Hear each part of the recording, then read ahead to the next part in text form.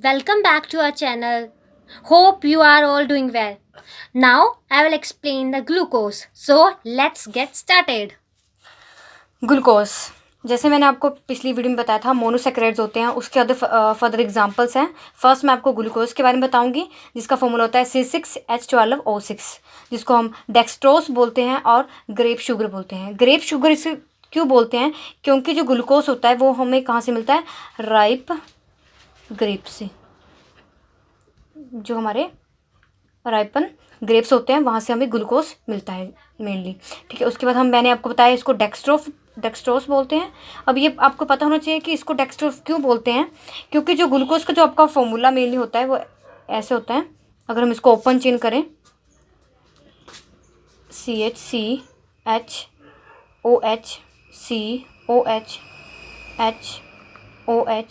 And HCH2OH, ये इसका क्या होता है? ओपन चेन स्ट्रक्चर होता है ग्लूकोज का। ठीक है, हम मेनली जो देखते हैं एक होते हैं हमारे मतलब एक तरह की ये जो डेक्स्ट्रो का है वो वर्ड यूज हुआ है डेक्स्ट्रो से, डेक्स्ट्रो। ठीक है, ये होता है एक्चुअली डेक्स्ट्रो रोटेटरी। दो तरह की मतलब कन्फिग्रेशंस होती हैं, जिसमें से जो फर्स्ट है वो हमारी डेक्स्ट्रो होती है, नंबर 2 हमारी होती है लिवो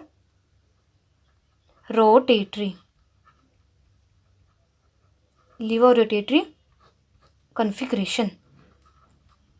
इन दोनों में पर्टिकुलर एक ही डिफरेंस होता है, इन दोनों में जो होता है डेक्स्ट्रो और लिवो में।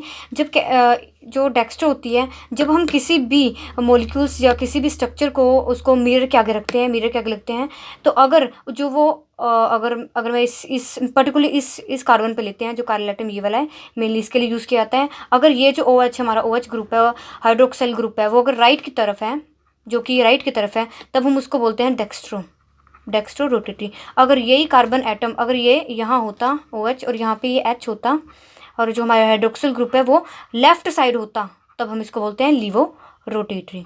ठीक है, ये मेनली डिफरेंस है। जब हम इसको मिरर के आगे रखते हैं तो जो क्या होता है, इसकी जो इमेज है वो मतलब जैसे हम मिरर में देखते ही हैं कि जो इमेज होती है वो थोड़ी उल्टी हो जाती है, थोड़ी बैक हो जाती है। तो अगर हम देखेंगे मिरर में तो वो क्या होता है, और उसको हम ये होता है ऑप्टिकली एक्टिव सब्सटेंस मतलब। और जो मेनली होता है क्या है कि ये क्या होती है, जो हमारे ग्लूकोज होता है वो कहता है ऑप्टिकली एक्टिव। ऑप्टिकली एक्टिव का मतलब होता है ये क्या होता है? Non super imposable. अब आपको पता होना चाहिए नॉन सुपरेबल का मतलब क्या होता है। इसका मतलब ये होता है कि अगर हमने, जैसे मैं आपको एग्जांपल दूंगी, ये जैसे ये Br ले लिया मैंने, यहाँ पे OH ले लिया, H ले लिया, and this one is particular, ये एक्चुअली कायरल एटम क्या होता है? कायरल एटम कौन सा होता है? जिसके जो ग्रुप्स लगे होते हैं वो कहते हैं ऑल डिफरेंस होते हैं। तो मैं यहाँ पे COOH ले लेती हूँ अपनी मर्जी से, कुछ भी ले लो अपनी मर्जी से। अगर मैं इसको मिरर के आगे रखूँगी तो ये क्या होगा, इसकी जो इमेज है वो क्या हो जाएगी? उल्टी हो जाएगी। मतलब OH इधर आ जाएगा एंड Br इधर हो जाएगा, एंड ये मैंने लिखा था यहाँ पे COOH लिखा था। ठीक है, सो सुपर इम्पोज जब हम इसके ऊपर रखेंगे तो ये एक दूसरे से रिसेंबलिंग करेंगे। अगर मैं इसके ऊपर इसको रखूँगी तो यहाँ पे OH है, यहाँ Br है, मतलब Br के ऊपर OH आ जाएगा, या कि ये नॉन सुपर इम्पोजेबल है। सुपर इम्पोज का मतलब क्या होगा? जब एक दूसरे के ऊपर चीज़ रखेंगे तो वो क्या होगा? वो सेम होगी। ठीक है, तो ये हुआ। ठीक है, ये क्या होता है? ग्लूकोज हमारा क्या होता है? ऑप्टिकली एक्टिव सब्सटेंस होता है, मतलब एक तरह का ये हमारा जो मॉलिक्यूल जो भी है ये पूरा एक पर्टिकुलर स्ट्रक्चर होगा। ठीक है, उसके बाद मैं आपको बताऊंगी इसकी configuration of glucose. So configuration भी होती है एक्चुअली, जो इसका ओपन स्ट्रक्चर होता है वो तो मैंने आपको पीछे बताया था। ये होगा इसका open structure, OH H OH and H। ठीक है, तो इसका हम देखेंगे 1 2 3 4 5 एंड 6 से बना होता है। इसको हेक्सोस बोल सकते हैं, 6 से बना है। और इसमें हम देखेंगे कि जो ओपन स्ट्रक्चर है, ये जो सबसे पहले हमें दिया था, ये बेयर ने दिया था, एक साइंटिस्ट था जिन्होंने इसको ये स्ट्रक्चर दिया था, ओपन स्ट्रक्चर, जिसमें कि क्या बताया था उन्होंने कि ये वाला कार्बन, ये वाला कार्बन, ये वाला कार्बन एंड ये वाला कार्बन, ये चारों जो कार्बन है वो क्या है, मतलब कार्बन कहाँ से लेके 2 से लेके 5 तक जो कार्बन्स है वो क्या होगा? हमारे असिमेट्रिक कार्बन एटम होंगे। ठीक है, इनकी कोई सिमेट्री नहीं है, असिमेट्रिकल कार्बन एटम्स होंगे ये। ठीक है, और कन्फिग्रेशन हमें कैसे लगती है पता है? किसी भी चीज़ की कन्फिग्रेशन हमें जो पता लगती है वो होते हैं जो इनमें जो OH ग्रुप लगे होते हैं, H ग्रुप लगे इनके अरेंजमेंट से हमें पता लगती है कि वो कौन सी कन्फिग्रेशन, जैसे मैंने आपको पहले बताया था कि डेस्टरोडेटी और लिवोरोडेटी होते हैं, ये कन्फिग्रेशन है, तो हमें किससे पता लगेगी कि कहाँ पे OH ग्रुप लगा, कहाँ पे हाइड्रोक्सिल ग्रुप लगा है, कहाँ पे हमारा हाइड्रोजन लगा हुआ है। ठीक है, जब बेयर आया था उन्होंने ये स्ट्रक्चर दिया था, उसके बाद उन्होंने बताया कि इसके क्या ऑप्टिकल आइसोमर्स हो सकते हैं। आइसोमर्स होते हैं मतलब आइसोमर्स होते हैं जिनकी मॉलिक्यूलर फॉर्मूला सेम होगा, बट जो स्ट्रक्चर्स होगी वो थोड़ी सी डिफरेंट होती हैं। ठीक है, तो उन्होंने बताया कि जो हमारे जो ग्लूकोज है इसके टोटल 8 पेयर्स बनते हैं, 8 पेयर्स ऑफ एनाइसोमर्स बनते हैं। ठीक है, स्ट्रक्चर डिफरेंट डिफरेंट होंगी बट मॉलिक्यूलर फॉर्मूला सेम होगा, मतलब C6H12O6 सेम ही रहेगा, फ़र्क क्या आएगा सिर्फ स्ट्रक्चर्स में। ठीक है, उसके बाद इन्होंने बोला कि क्या होगा टोटल, एक्चुअली जो हमारे जो स्टीरियोमर्स होते हैं, स्टीरियोमर्स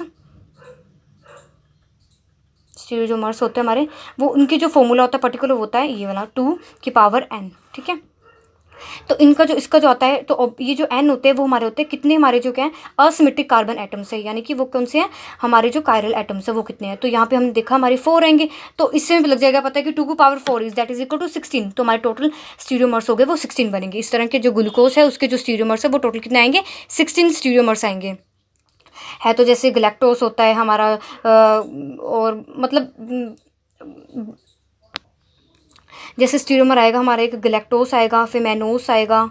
ठीक है, इस तरह बहुत सारे हमारे स्टीरियोमर्स आएंगे। ठीक है, ये थी इसकी स्टीरियोमेट्री जो मैंने आपको बताई कि किस तरह होता है। उसके बाद क्या हुआ, एक साइंटिस्ट आए जिन्होंने क्या किया, इसको पूरी तरह से क्या किया अचीव किया और प्रॉपर एक स्ट्रक्चर दिया, प्रॉपर कन्फिग्रेशन दी। उनका नाम था फिशर, एमिल, जो उनका पूरा नाम था फिशर।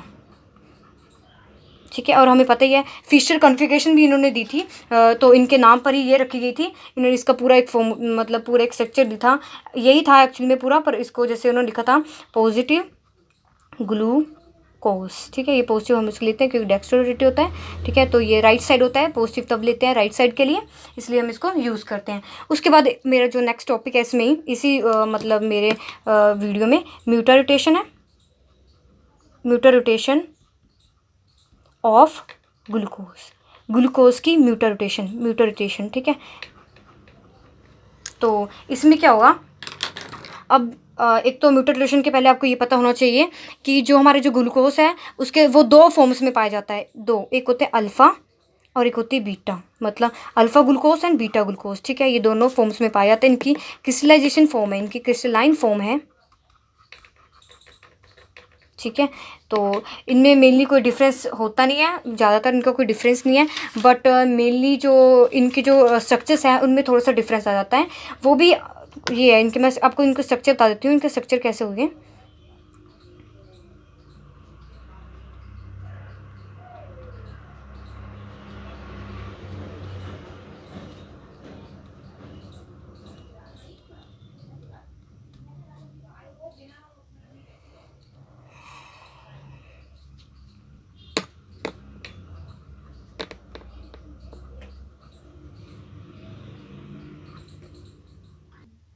जो मेरा नेक्स्ट टॉपिक है वो है आइसोमरिक फॉर्म ऑफ ग्लूकोज।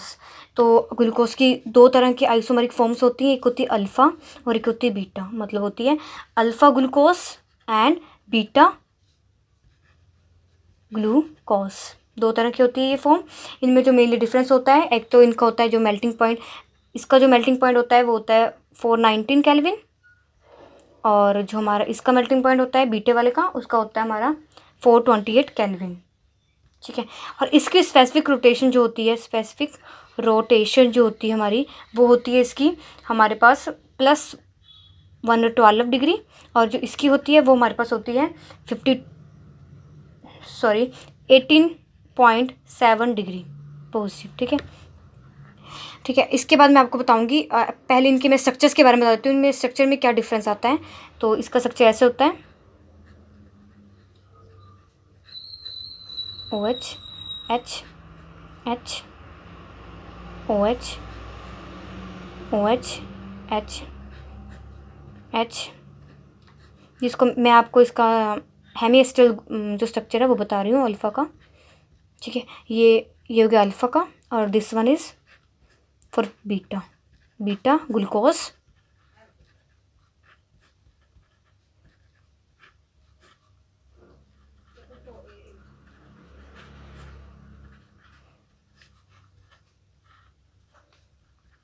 ठीक है। सो मेनली जो अल्फ़ा और आप देख ही रहे हो मेरे स्ट्रक्चर से कि अल्फ़ा और बीटा में क्या डिफरेंस है, सिर्फ इसकी फर्स्ट कॉन्फ़िगरेशन से। ठीक है, यहाँ पे देखो C1 और ये वाला C1, तो यहाँ पे जो हाइड्रोक्सिल ग्रुप है वो राइट साइड है और वहाँ पे हमारा हाइड्रोक्सिल ग्रुप है वो लेफ्ट साइड लगा हुआ है। तो ये इनमें मेनली डिफरेंस है। उसके बाद मैं आपको बताऊँगी जो जो आगे इसका जो यहाँ पे इनका यूज़ होता है वो हमारा मेन टॉपिक है म्यूटारोटेशन।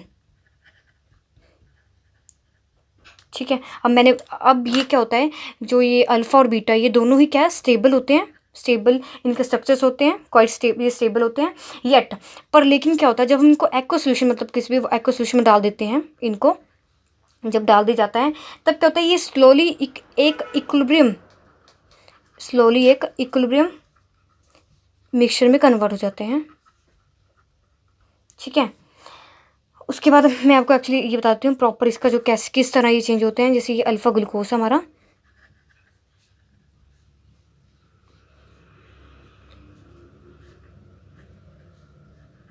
Equilibrium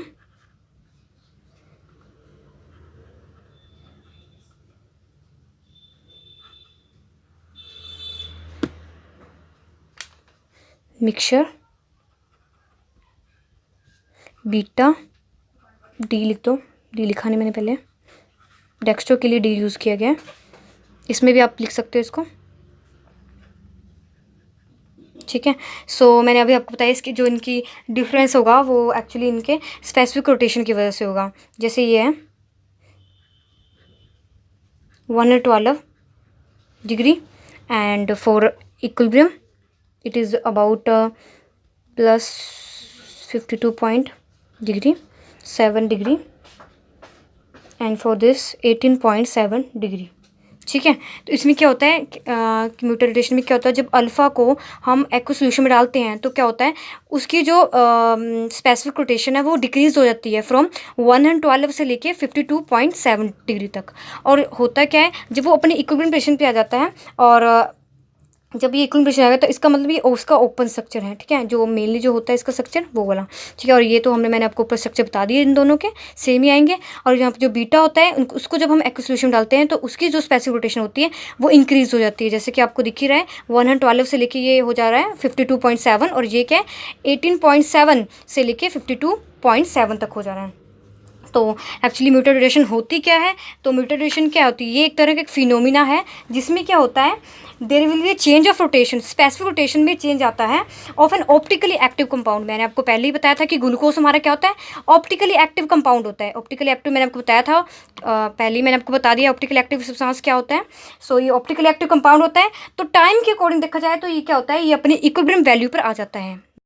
thank you and don't forget to like and subscribe my channel. Thank you.